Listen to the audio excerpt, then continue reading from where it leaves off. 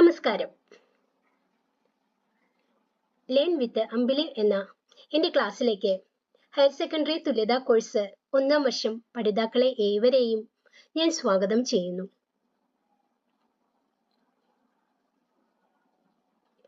ഇന്ന് നമ്മൾ ചെയ്യാനായിട്ട് പോകുന്നത് +1 തുല്യതാ മലയാളം പാഠപുസ്തകത്തിലെ സഭാപ്രവേശം എന്ന കാവ്യഭാഗത്തെ പഠന പ്രവർത്തനങ്ങളാണ്. സഭാപ്രവേശം തുള്ളൽ എഴുതിയിരിക്കുന്നത് കുഞ്ചൻ നമ്പ്യാരാണ്.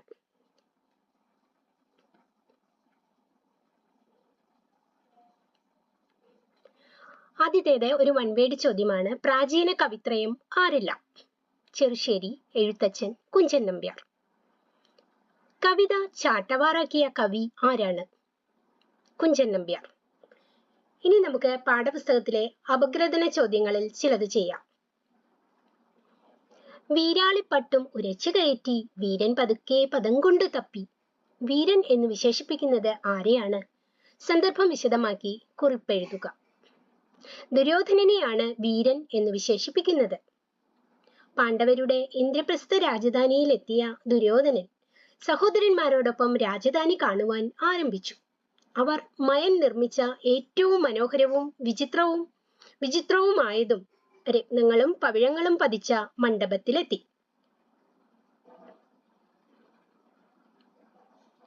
അവിടെ വെളുത്ത സ്ഫടിക സമാനമായ രത്നങ്ങൾ പതിച്ച സ്ഥലത്ത് വെള്ളമുണ്ടെന്ന ശങ്ക അദ്ദേഹത്തിനുണ്ടായി.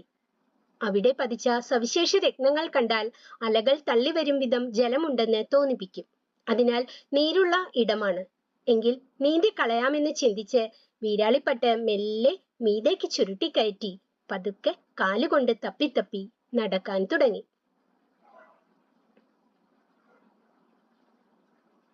അടുത്ത ചോദ്യം ഒരു പ്രധാനപ്പെട്ട ചോദ്യമാണ്. എക്സാമിനൊക്കെ വരാൻ വളരെ സാധ്യതയുണ്ട്. ചോദ്യം ഇതാണ്: തങ്ങൾ ചെയ്തിടും ദുരാചാരമെല്ലാം തങ്ങൾക്കു തന്നെ ഭവിച്ചിടുമല്ലോ. കവിതയിലെ 2 വരികൾ തന്നിരിക്കുന്നു. ഇതൊരു പഴമൊഴിയാണ്. ഈ പഴമൊഴി വിശകലനം ചെയ്ത് ഒരു കുറിപ്പെഴുതുക എന്നതാണ് ചോദ്യം. താൻ നിരന്തരം ചെയ്യുന്ന കർമ്മങ്ങൾ താൻ അനുഭവിച്ചിടുകന്നേ വരൂ എന്ന് എഴുത്തച്ഛൻ അധ്യാത്മരാമായണത്തിൽ പറയുന്നത് പ്രസ്തുത പഴമൊഴിക്ക് തുല്യമാണ്. ഒരാൾ കുറ്റം ചെയ്താൽ അതിനുള്ള ശിക്ഷ കാലതാമസം കൂടാതെ അയാൾക്ക് ലഭിക്കും.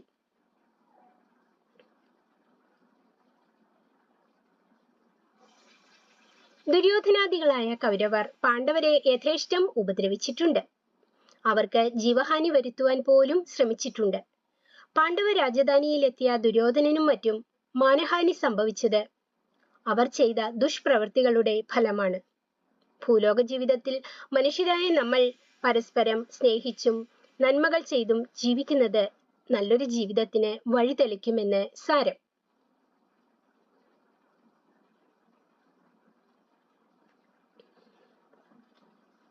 അടുത്ത ചോദ്യം: പ്രാണികൾക്ക് സഹിക്കാവുന്നല്ല ഹാഹാ കഷ്ടം.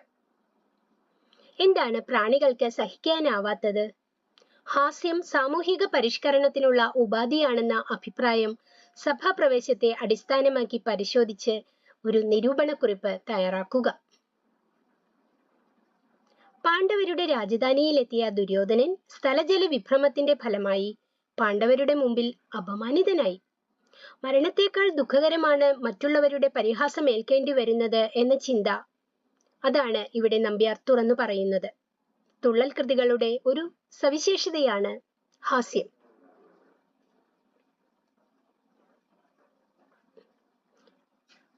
നമ്പ്യാരുടെ ജീവിത കാലഘട്ടത്തിൽ സമൂഹത്തിൽ ഉണ്ടായിരുന്ന അനീതികൾക്കും തിന്മകൾക്കുമെതിരെ ഹാസ്യരചനയിലൂടെ തന്റെ തൂലിക അദ്ദേഹം പടവാളാക്കി. ഹാസ്യം സാമൂഹിക പരിഷ്കരണ ഉപാധിയും കൂടിയാണ്. ചിരിയിലൂടെ ചിന്തിപ്പിക്കുകയായിരുന്നു നമ്പ്യാരുടെ ലക്ഷ്യം. ഹസ്തനപുരിയിലെ യുവരാജാവായ ദുര്യോധനന് അനുജന്മാരുടെയും മറ്റും സാന്നിധ്യത്തിൽ പാണ്ഡവരിൽ നിന്നും പരിഹാസം ഏൽക്കേണ്ടി വന്നത് വലിയ അപമാനം തന്നെയാണ്. ഹാസ്യത്തിന്റെ മേമ്പൊടിയിലാണ് ദുര്യോധനന്റെ അബദ്ധങ്ങൾ നമ്പ്യാർ അവതരിപ്പിക്കുന്നത്. മനുഷ്യ ജീവിതത്തിലെ ഒഴിവാക്കാനാവാത്ത ദുഃഖവും വേർപാടുമാണ് മരണം എന്നത്. എന്നാൽ പരിഹാസം മരണത്തേക്കാൾ ഭയാനകമാണെന്ന് കവി പറയുന്നു.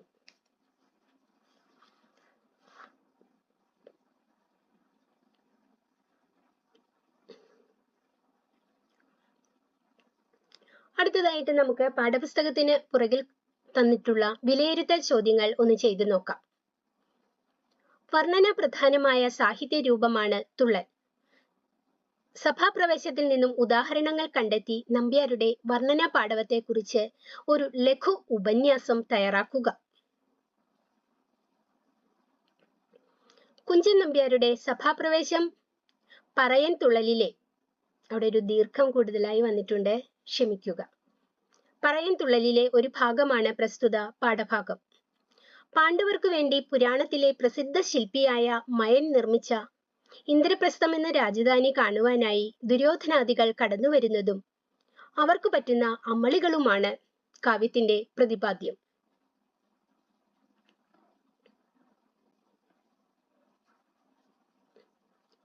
സഭാപ്രവേശം പറയൻതുള്ളലിലെ ഏറ്റവും രസകരവും ഉദ്വേഗഭരിതവുമായ രംഗങ്ങളാണ് പ്രസ്തുത പാഠഭാഗത്തുള്ളത്.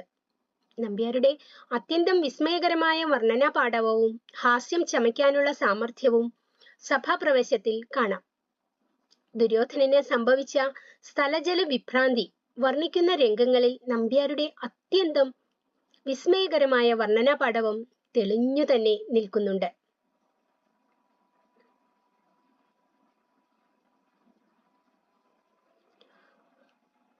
മയനാൽ നിർമ്മിതമായ ഇന്ദ്രപ്രസ്ഥത്തിന്റെ മനോഹാരിത വർണ്ണിക്കുന്നതിൽ നമ്പ്യാരുടെ കഴിവ് അപാരം തന്നെ. സ്ഫടിക സമാനമായ രത്നങ്ങൾ പതിച്ച സ്ഥലം കണ്ടപ്പോൾ വെള്ളമുണ്ടെന്ന ശങ്കയാൽ നീന്തി കളയാമെന്ന് ചിന്തിച്ച് വീരാളിപ്പട്ട് മീതേക്ക് ചുരുട്ടിക്കയറ്റി പതുക്കെ കാലിനാൽ തപ്പി തപ്പി വെള്ളത്തിൽ എന്നതുപോലെ ദുര്യോധനൻ നടക്കാൻ ആരംഭിച്ചു. തുടർന്ന് പച്ചനിറമുള്ള രത്നങ്ങളാൽ നിർമ്മിച്ച ജലാശയം കണ്ടപ്പോൾ ജലമില്ലെന്ന് വിചാരിച്ച ദുര്യോധനൻ വെള്ളത്തിലേക്ക് വീണതും കരയ്ക്ക് കയറാൻ കാട്ടിക്കൂട്ടുന്ന അവസ്ഥയുടെ വർണ്ണനയും ഏതൊരാളെയും ചിരിപ്പിക്കുക തന്നെ ചെയ്യും. അതിസാധാരണമായ നാടൻ പദങ്ങളും പ്രയോഗങ്ങളും കൊണ്ട് ഇതിഹാസ കഥാപാത്രമായ സുയോധനന് സംഭവിക്കുന്ന അബദ്ധങ്ങളുടെ ദൃശ്യം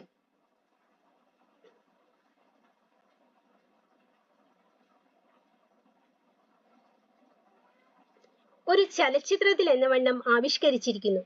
അരങ്ങിൽ മാത്രമല്ല, വായനക്കാരന്റെ മനസ്സിലും ദൃശ്യ സമൃദ്ധി നമ്പ്യാർ കൊണ്ടുവന്നിരിക്കുന്നു. മറ്റൊരു ചോദ്യം. പണ്ടു നീ നമ്മെ കയർകൊണ്ടു കെട്ടി കൊണ്ടു കയത്തിൽ പിടിച്ചു മറിച്ചു. ഇവിടെ പരാമർശിക്കപ്പെടുന്ന സൂചിത കഥ കവിതയുടെ ഭാവപ്രകാശനത്തിന് മിഴിവേകിയതെങ്ങനെയെന്ന് അപഗ്രഥിച്ച് ഒരു കുറിപ്പ് തയ്യാറാക്കുക.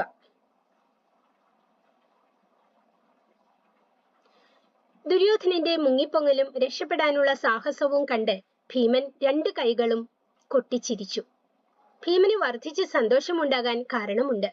പണ്ട് ബാലനായിരുന്നപ്പോൾ ഭീമന്റെ കുറുമ്പിനാലും കരുത്തിനാലും വലഞ്ഞ ദുര്യോധനൻ ഭീമന് വിഷം കലർത്തിയ ഭക്ഷണം നൽകിയ ശേഷം കയറുകൊണ്ട് വരിഞ്ഞുകെട്ടി കയത്തിൽ തള്ളി.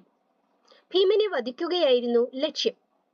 എന്നാൽ സ്വന്തം കരുത്തിനാൽ ഭീമൻ അതിൽ നിന്നും രക്ഷപ്പെടുന്നു.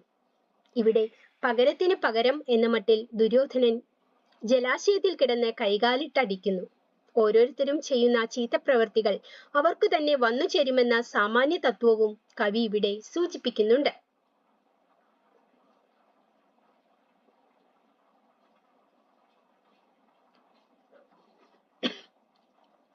ഇതാ മറ്റൊരു ചോദ്യം.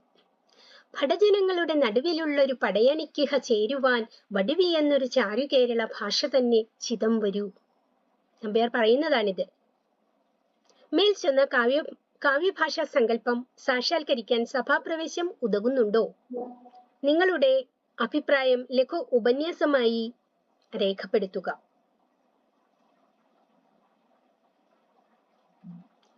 കാവ്യങ്ങളിലെ സംസ്കൃത പദബാഹുല്യം സാധാരണക്കാർക്ക് വായിക്കാനും ആസ്വദിക്കാനും ബുദ്ധിമുട്ടുണ്ടാക്കുമെന്ന് നമ്പ്യാർക്ക് അറിയാമായിരുന്നു.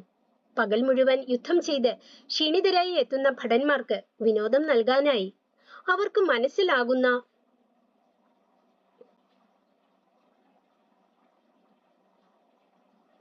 ലളിതവും സുന്ദരവുമായ ഭാഷയാണ് നമ്പ്യാർ തുള്ളലിൽ ആവിഷ്കരിച്ചത്.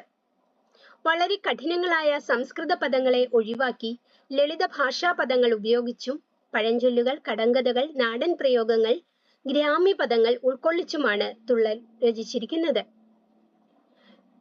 സാക്ഷരരല്ലാത്ത സാമാന്യ ജനതയെ പോലും സാഹിത്യത്തിന്റെയും കലയുടെയും ലോകത്തിലേക്ക് കൈപിടിച്ചുയർത്തുവാൻ നമ്പ്യാർ കൃതികൾക്ക് അതുമൂലം സാധിച്ചു.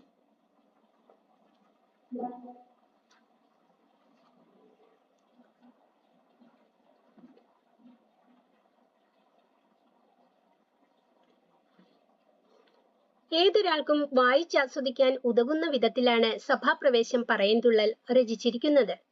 പാണ്ഡവ രാജധാനിയിലെത്തുന്ന ദുര്യോധനനും മറ്റും ഉണ്ടാകുന്ന അബദ്ധങ്ങൾ നേരിൽ കാണുന്നതുപോലെ അനുഭവപ്പെടും മട്ടിലാണ് രചിച്ചിട്ടുള്ളത്. ചന്തത്തിലുള്ള ഒരു പട്ടുമുയർത്തി കുന്തിച്ചു കുന്തിച്ചു യാത്ര തുടങ്ങി.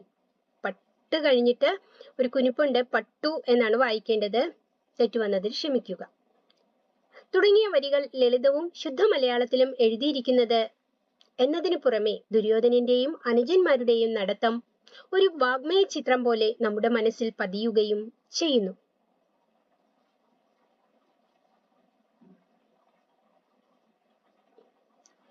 മികച്ച ജനകീയ ദൃശ്യകലാരൂപമായി തുള്ളലിനെ മാറ്റാൻ കുഞ്ചൻ നമ്പ്യാർക്ക് കഴിഞ്ഞു. തുള്ളൽ കൃതികളുടെ സവിശേഷതകൾ വ്യക്തമാക്കുക. മലയാളക്കരയെ പൊട്ടിച്ചിരിപ്പിച്ച, ചിന്തിക്കാനും പ്രതികരിക്കാനും പ്രോത്സാഹിപ്പിച്ച കവിയാണ് കുഞ്ചൻ നമ്പ്യാർ. ഉള്ളുപൊള്ളയായ സാമൂഹിക നീതികളെ നവീകരിക്കാനാണ് തുള്ളലിലൂടെ നമ്പ്യാർ ശ്രമിച്ചത്. ഫലിതം, പരിഹാസം, കേരളീയത ഇവയെല്ലാം നമ്പ്യാർ കവിതകളുടെ പ്രത്യേകതകളാണ്. ലളിതസുന്ദരമായ ഭാഷയാണ് തുള്ളലിന്റെ മറ്റൊരു സവിശേഷത. കടുത്ത സംസ്കൃതത്തിൽ കഥ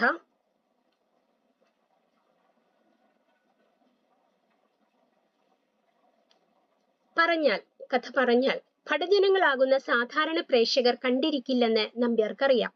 അതിനാൽ ലളിതവും കോമളവുമായ മലയാള ഭാഷയിലാണ് അദ്ദേഹം കഥകൾ അവതരിപ്പിച്ചത്. പുരാണ കഥകളെ മലയാളീകരിക്കാനുള്ള വിരുത് നമ്പ്യാർ കാവ്യങ്ങളിൽ പ്രകടമാകുന്നു. കഥ നടക്കുന്നത് പുരാണ പ്രസിദ്ധ സ്ഥലങ്ങളിലായാലും വായനക്കാരന് അത് മലയാളക്കരയിലെ അമ്പലപ്പുഴയോ കോഴിക്കോടായോ അനുഭവപ്പെടും. കഥാപാത്രങ്ങളാണെങ്കിൽ നായർ പ്രമാണികളും മറ്റും. ഇനിയും ഇതിൽ എഴുതാത്തൊരു കാര്യം കൂടി പറയാം. അവിടെയുള്ള സദ്യയിലെ വിഭവങ്ങൾ എന്തായിരിക്കും? കുരുക്ഷേത്രത്തിൽ ഇന്ദ്രപ്രസ്ഥത്തിലാണെങ്കിലും എവിടെയായാലും വിഭവങ്ങൾ പച്ചടി, കിച്ചടി, വേപ്പില, മാങ്ങ, പുളിയിഞ്ചിക്കറി, നാരങ്ങാക്കറി ഒക്കെ ആയിരിക്കും. പദങ്ങൾ കൊണ്ട് മനോഹരങ്ങളായ വാഗ്മയ ചിത്രങ്ങളും നമ്പ്യാർ കൃതികളിൽ നമുക്ക് കാണാൻ സാധിക്കുന്നതാണ്.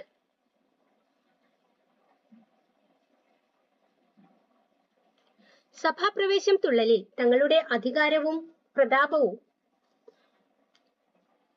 കാട്ടാൻ പാണ്ഡവ രാജധാനിയിൽ അഴകിയ രാവണന്മാരായി എത്തിയ ദുര്യോധനനും കൂട്ടർക്കും പറ്റിയ അമളികൾ ഫലിതത്തിന്റെയും പരിഹാസത്തിന്റെയും മേമ്പൊടി ചേർത്ത് ഇവിടെ അവതരിപ്പിക്കുന്നു. നമ്പ്യാർ വളരെ രൂക്ഷമായിട്ടാണ് ദുര്യോധനനെ പരിഹസിക്കുന്നത്.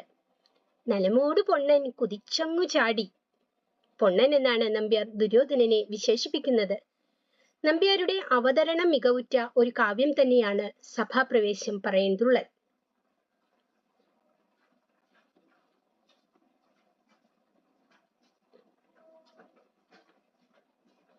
മറ്റൊരു ചോദ്യം. ദുര്യോധനനും സഹോദരന്മാരും ദൂരത്തു നിന്ന് വരുന്നത് കണ്ട് ധർമ്മതനൂജന്റെ മാനസം തന്നിൽ സമോദമേറ്റം വളർന്നു കിളർന്നു. ഈ വരികളിൽ നിന്നും വ്യക്തമാകുന്ന യുധിഷ്ഠിരന്റെ സ്വഭാവ സവിശേഷത എന്താണ്? കൗരവരും പാണ്ഡവരും സഹോദരപുത്രന്മാരാണെങ്കിലും പരസ്പരം ശത്രുതയിലാണ് ജീവിച്ചിരുന്നത്. ഏതുവിധനെയും പാണ്ഡവരെ ഉപദ്രവിക്കുക കൗരവരുടെ സ്വഭാവമായിരുന്നു.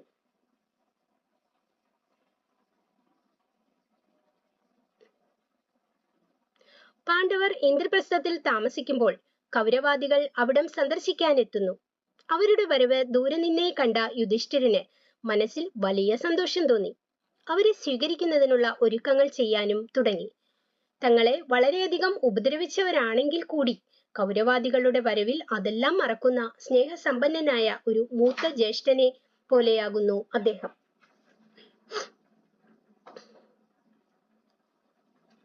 മറ്റൊരു ചോദ്യം. പിമ്പിൽ നടക്കുന്ന തമ്പിമാരെല്ലാം മുമ്പിൽ നടക്കുന്ന ചേട്ടനെ പോലെ ചന്തത്തിലുള്ള ഒരു പട്ടുമുയർത്തി കുന്തിച്ചു കുന്തിച്ചു യാത്ര തുടർന്നു.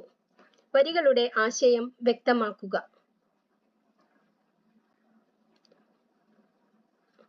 കുഞ്ചൻ നമ്പ്യാരുടെ ഫലിതം നിറഞ്ഞ വരികളാണിവ.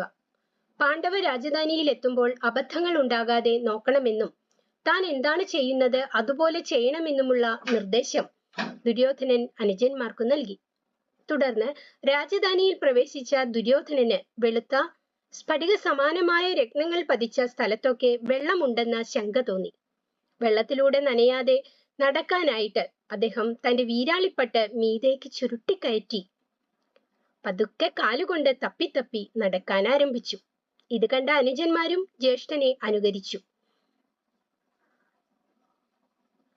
ചന്തമുള്ള പട്ടുവസ്ത്രം ഉയർത്തി അല്പം കുനിഞ്ഞു നടക്കാൻ അവരെല്ലാം തുടങ്ങി. എന്തിനേയും അന്ധമായി പിന്തുടരുന്ന അനുയായികളും അബദ്ധത്തിൽപ്പെടുമെന്ന് ഈ വരികൾ വ്യക്തമാക്കുന്നു. മറ്റൊരു ചോദ്യം. പാരം വലഞ്ഞു പതുക്കെ തീരമണഞ്ഞൊരു ദിക്കിൽ കരേറി. ജലാശയത്തിൽ വീണ ദുര്യോധനന്റെ അവസ്ഥ സ്വന്തം വാക്യത്തിൽ എഴുതുക.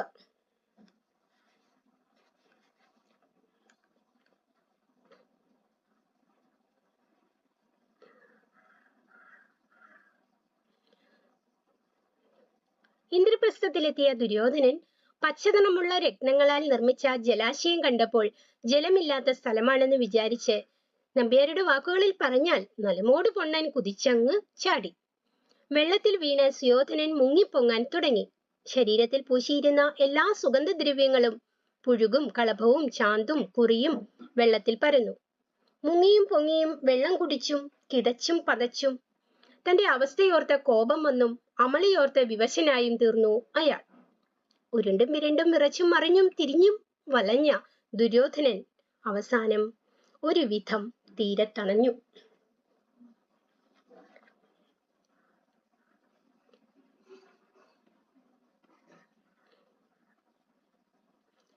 ഇതാ മറ്റൊരു ചോദ്യം. യുദ്ധമോരോ പരിഹാസം പറഞ്ഞു ഭീമസേനന്താൻ ഹസ്തസംഘടനത്തോടെ ഹസിച്ചിങ്ങു രസിക്കുന്നു. ഭീമസേനന്റെ പരിഹാസ വാക്കുകൾ എന്തെല്ലാം? ദുര്യോധനന്റെ മുങ്ങിപ്പൊങ്ങലും രക്ഷപ്പെടാനുള്ള സാഹസവും കണ്ട് ഭീമൻ 2 കൈകളും കൊട്ടിച്ചിരിച്ചു. എന്നിട്ട് ദുര്യോധനനോട് ഇപ്രകാരം പറഞ്ഞു. പണ്ട് നീ എന്നെ കയറിനാൽ വരിഞ്ഞു കെട്ടി കയത്തിൽ തള്ളിയില്ലേ? ആ നിനക്ക് ഇപ്രകാരം തന്നെ വരണം. വെള്ളത്തിൽ മുങ്ങി തുടിച്ചില്ലേ? കുളത്തിലെ വെള്ളം നന്നായി കുടിച്ചില്ലേ?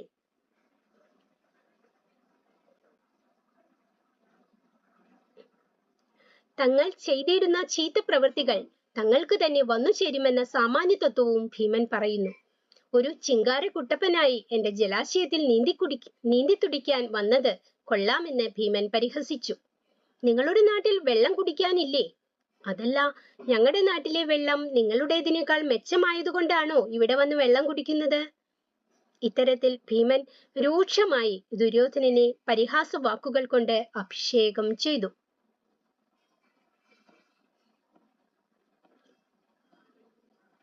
അടുത്ത നമുക്കൊരു വിശകലന കുറിപ്പ് എഴുതാം. നാണവും കോപവും പാരം വൈരവും മാനസം തന്നിൽ ക്ഷീണവും ദൈന്യവും പൂണ്ടു നാഗകേതു മഹാരാജൻ. പരിഹാസമേറ്റ ദുര്യോധനന്റെ അവസ്ഥ വിശകലനം ചെയ്യുക.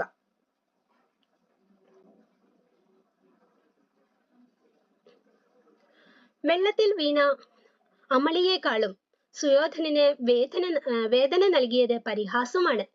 നാണവും ദേഷ്യവും ശത്രുതയും കൊണ്ട് ഇരിക്കപ്പുറതിയില്ലാതെയായി.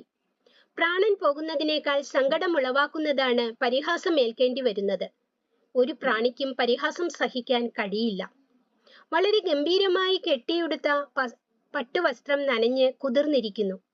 ജലാശയത്തിൽ നിന്നും മുട്ടുകുത്തി മുഖം കുനിച്ച് ഒരുവിധം കരയ്ക്ക് കയറിയ ദുര്യോധനന് മറ്റുള്ളവരുടെ മുമ്പിൽ മുഖം കാണിക്കാൻ ലജ്ജയാലും സങ്കടത്താലും സാധിക്കുന്നില്ല. അവിടെ നിന്നും പെട്ടെന്ന് തന്നെ മടങ്ങാനാണ് ദുര്യോധനൻ ശ്രമിക്കുന്നത്. ഇത്രയും ചോദ്യങ്ങളും ഉത്തരങ്ങളുമാണ് സഭാപ്രവേശം എന്ന നമ്മുടെ പാഠഭാഗത്ത് നിന്നും ഞാൻ നിങ്ങൾക്കായിട്ട് നൽകുന്നത്. എൻ്റെ ക്ലാസ് എല്ലാവരും കാണണം, സബ്സ്ക്രൈബ് ചെയ്യണം, ലൈക്ക് ചെയ്യണം, ക്ലാസ്സിനെ കുറിച്ച് കമന്റുകളും ഇടണം. ഈ നോട്ട്സ് നിങ്ങൾ എല്ലാവരും തന്നെ എഴുതിയെടുക്കേണ്ടതാണ്. ഞാൻ എല്ലാ ക്ലാസ്സിലും പറയുന്നത് പോലെ എഴുതുന്നത് നമുക്കൊരു പരിശീലനമാകും. വളരെ വേഗത്തിൽ നല്ല കൈയക്ഷരത്തിൽ പരീക്ഷയ്ക്ക് എഴുതാൻ അത് പ്രയോജനപ്പെടുന്നതാണ്. അപ്പോൾ അടുത്ത ക്ലാസ്സിൽ കാണുന്നത് വരെ എല്ലാവർക്കും എൻ്റെ നന്ദി, നമസ്കാരം.